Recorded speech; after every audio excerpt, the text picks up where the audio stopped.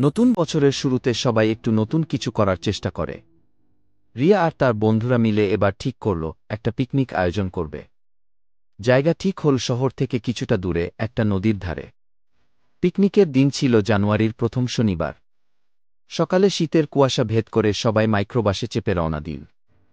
গাড়িতে ছিল হাসি আনন্দ আর গল্পের ঝড়। রিয়া, তার ছোট ভাই রুবেল আর বন্ধুরা গানে গলা মেলাচ্ছিল। একসময় নদীর ধারে পৌঁছাল তারা। চারদিকে কুয়াশায় ঢাকা নদী আর দূরের পাহাড়গুলো দারুণ লাগছিল। প্রথম কাজ ছিল জায়গা ঠিক করা। বড় গাছের নিচে বিছানো হল পিকনিকের তোশক আর মাদুর। এক কোণে মায়েরা রান্নার সরঞ্জাম নিয়ে বসে গেলেন। বাবারা আগুন জ্বালানোর দায়িত্ব নিলেন। সকালের নাস্তার জন্য গরম গরম পরোটা আর আলুর দম বানানো হচ্ছিল। এদিকে রিয়া আর তার বন্ধুরা নদীর ধারে খেলাধুলা শুরু করল। কেউ দড়িলাফ দিচ্ছে, কেউ ফুটবল খেলছে। রুবেল আর তার বন্ধুরা নদীতে পাথর ছুঁড়ে কৌতুক করছিল। এই সময় বড়রা ডেকে সবাইকে পান্তা ভাত আর ভর্তার নাস্তা দিলেন। কুয়াশায় মোড়া সকালে গরম খাবার খেয়ে সবার শরীর গরম হয়ে উঠল। নাস্তার পর শুরু হল রান্নার আসল প্রস্তুতি।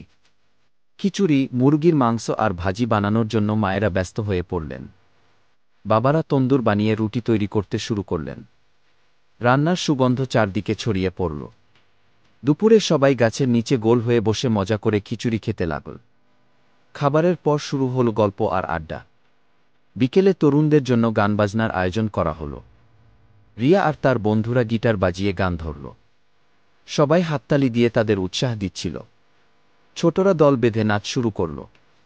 মায়েরা তাদের ছবি তুলছিলেন। কিছুক্ষণ পর সবাই মিলে লুডু আর তাস খেলায় মেতে উঠল। সন্ধ্যা নেমে এলে নদীর ধারে আতশবাজি ফোটানো শুরু হল। আকাশ রঙিন আলোয় ভরে উঠল।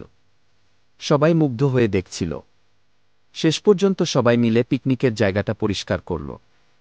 ফেরার সময় সবার মুখে ছিল পরিতৃপ্তির হাসি। রিয়া বাড়ি ফিরে বলল, এটা ছিল আমার জীবনের সেরা পিকনিক।